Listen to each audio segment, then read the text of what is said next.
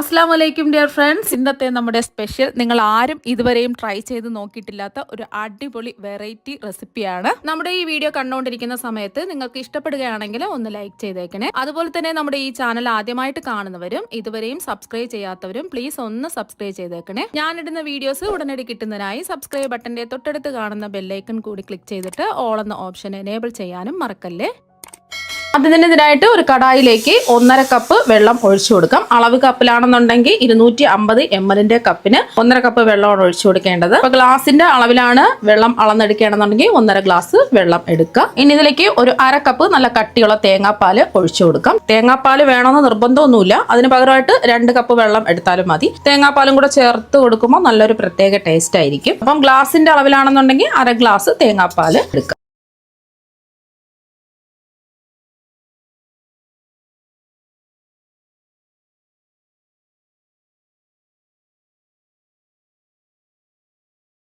ഇപ്പോൾ വെള്ളവും തേങ്ങാപ്പാലും നന്നായിട്ട് തിളച്ചിട്ടുണ്ട്. ഇനി ഇതിലേക്ക് നമ്മൾ ചേർത്ത് കൊടുക്കുന്നത് അരിപ്പൊടിയാണ്. ഒട്ടും തരിയൊന്നുമില്ലാത്ത ഇടിയപ്പം പത്തിരിക്കൊക്കെ എടുക്കുന്ന വറുത്ത പച്ചരിപ്പൊടിയാണ് എടുത്തിട്ടുള്ളത്. അതും ഒരുമിച്ച് ചേർക്കരുത്, കുറച്ചായിട്ട് ഒന്ന് ചേർത്ത് ഇളക്കി യോജിപ്പിച്ചെടുക്കുക. ഇപ്പോൾ ഗ്ലാസിന്റെ അളവിലാണെന്നുണ്ടെങ്കിൽ 1 ഗ്ലാസ് അരിപ്പൊടി അളന്നെടുക്കുക. മാവ് ഇട്ട് കൊടുത്തതിന് ശേഷം ഫ്ലെയിം ഓഫാക്കി കൊടുക്കുക. എന്നിട്ട് നല്ലതുപോലെ ഒന്ന് ഇളക്കി യോജിപ്പിക്കുക. അപ്പൊ നല്ലോണം ഒന്ന് ഇളക്കി കൊടുത്തപ്പോൾ തന്നെ വെള്ളമൊക്കെ പിടിച്ച് മാവ് റെഡിയായി കിട്ടിയിട്ടുണ്ട്. ഇനിയിപ്പോൾ ഇത് ചൂടാണ്. ഈ ചൂടിൽ തന്നെ ഇരിക്കുകയാണെന്നുണ്ടെങ്കിൽ മാവ് ഡ്രൈ ആയി പോകും. ഇനി ഒരു ബൗളിലേക്ക് മാറ്റാം ഇതിന്റെ ചൂട് മാറാൻ വേണ്ടിയിട്ട്. മാവിന്റെ ചൂട് മാറാൻ വെച്ചിരിക്കുന്ന സമയം കൊണ്ട് ഞാനിവിടെ ഒരു കടായി എടുത്തിട്ടുണ്ട്. ഇതിലേക്ക് 1 ടീസ്പൂൺ നെയ്യ് ഇട്ട് കൊടുക്കാം. നെയ്യൊന്ന് ചൂടായി വരണം. നെയ്യൊന്ന് ചൂടായി വന്നിട്ടുണ്ട്. ഇതിലേക്ക് അത്യാവശ്യം വലുപ്പമുള്ള 2 നേന്ത്രപ്പഴം ഇതുപോലെ കട്ട് ചെയ്ത് ചേർത്ത് കൊടുത്ത് ഇനി മീഡിയം ഫ്ലെയിമിൽ വെച്ചിട്ട് പഴം ഒന്ന് വഴറ്റിയെടുക്കാം. അപ്പോൾ പഴത്തിൻ്റെ നിറമൊക്കെ മാറി വയന്ന് വന്നിട്ടുണ്ട്. ഇനി ഇതിലേക്ക് ആവശ്യത്തിനുള്ള ശർക്കരയോ പഞ്ചസാരയോ ചേർത്ത് കൊടുക്കുക. ഞാനിപ്പോൾ ഇതിലേക്ക് പഞ്ചസാരയാണ് ചേർത്ത് കൊടുക്കുന്നത്. ഒരു 2-3 ടേബിൾ സ്പൂൺ ചേർത്ത് കൊടുത്താൽ മതി. നമ്മളെടുത്ത നേന്ത്രപ്പഴത്തിൻ്റെ മധുരത്തിനനുസരിച്ചിട്ടുള്ള പഞ്ചസാര ചേർത്ത് കൊടുക്കുക. കുറച്ച് മധുരം മതി എന്നുള്ളവർക്ക് 2 ടേബിൾ സ്പൂൺ പഞ്ചസാര മതിയാവും. പഞ്ചസാരയും കൂടെ ചേർത്ത് കൊടുത്തിട്ട് ഒന്ന് ഇളക്കി കൊടുക്കുക. പഞ്ചസാര എല്ലാം ഒന്ന് മെൽറ്റ് ആവണം. അപ്പോൾ ആ പഞ്ചസാര എല്ലാം മെൽറ്റ് ആയിട്ടുണ്ട്. ഇനി ഇതിലേക്ക് നമ്മൾ ചേർത്ത് കൊടുക്കാൻ പോകുന്നത് തേങ്ങാപ്പാലാണ്. ഞാനിപ്പോൾ 2ാം പാല് ഒരു 2 കപ്പാണ് ഒഴിച്ചു കൊടുക്കുന്നത്.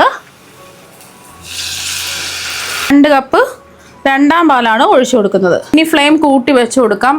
പഴമെല്ലാം വെന്തിട്ടുണ്ട്. നമ്മൾ നെയ്യിലിട്ട് വഴറ്റിയപ്പോൾ തന്നെ വെന്ത് വന്നിട്ടുണ്ട്. ഒരു 2 മിനിറ്റ് നല്ലതുപോലെ ഒന്ന് തിളയ്ക്കണം.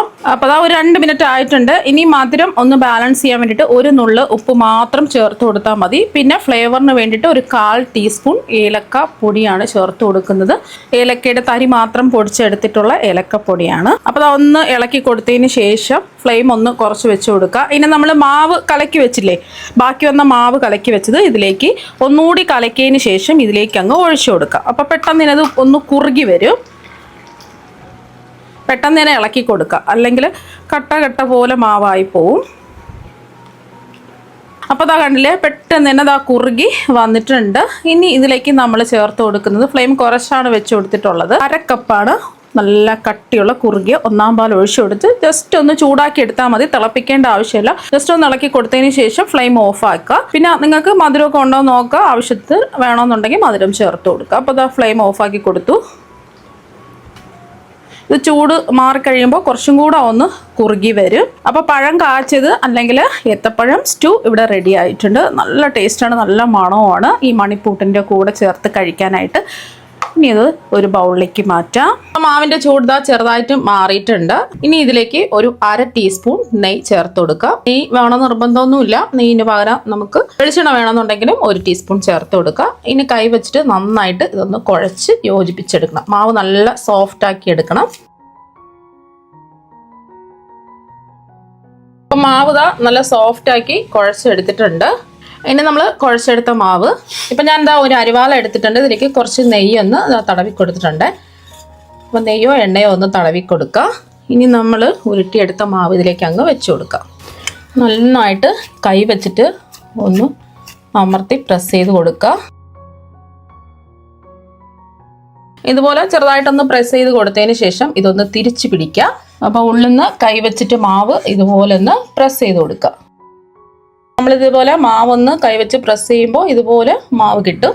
ഇത് നമുക്ക് ഒരു കത്തി കൊണ്ടോ അതുപോലെ ഒന്ന് കട്ട് ചെയ്തങ്ങ് മാറ്റാം.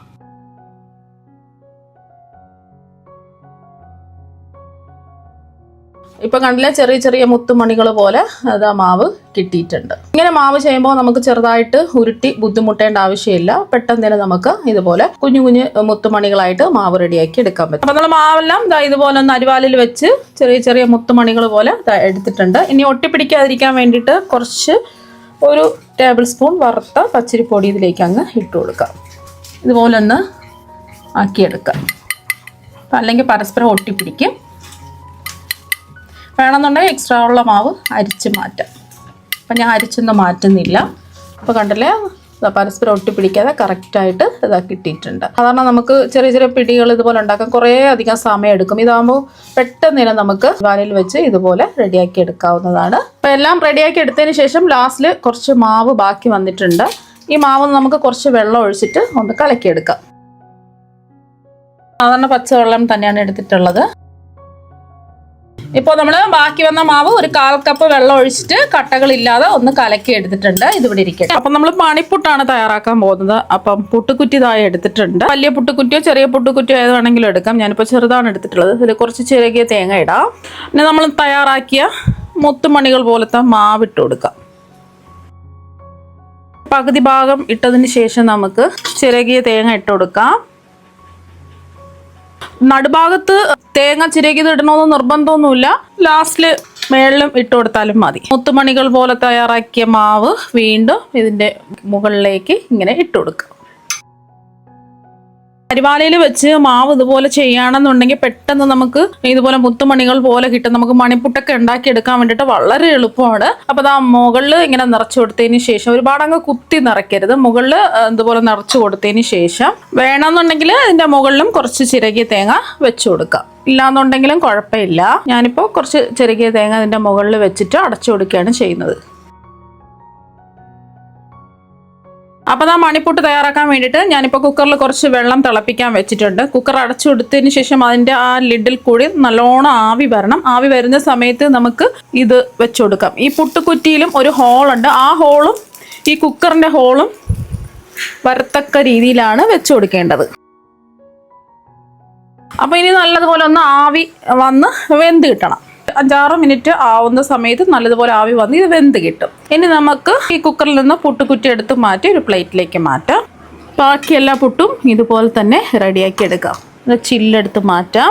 അപ്പോൾ കാണുമ്പോൾ തന്നെ എന്താ കണ്ടില്ലേ, നല്ല അടിപൊളിയായിട്ട് ഇരിപ്പുണ്ട്. അപ്പോൾ ബാക്കി ഇരിക്കുന്നതും ഇതുപോലെ തന്നെ പുട്ട് റെഡിയാക്കി എടുക്കാം. നമ്മുടെ മണിപ്പുട്ടും പഴം കുറുക്കി കാച്ചിയതും ദാ ഇവിടെ റെഡി ആയിട്ടുണ്ട്. രണ്ടും അടിപൊളി കോമ്പിനേഷനാണ്. നിങ്ങൾ എന്തായാലും ഈ എളുപ്പത്തിലുള്ള മണിപ്പുട്ടും അതുപോലെ തന്നെ പഴം കുറുക്കി കാച്ചിയതും ഒരു പ്രാവശ്യം ഒന്ന് ട്രൈ ചെയ്ത് നോക്കുക. തീർച്ചയായും നിങ്ങൾക്ക് എല്ലാവർക്കും ഒരുപാട് ഇഷ്ടമാകും. അപ്പോൾ നമുക്ക് മറ്റൊരു വെറൈറ്റി വീഡിയോ ആയിട്ട് വീണ്ടും കാണാം. താങ്ക്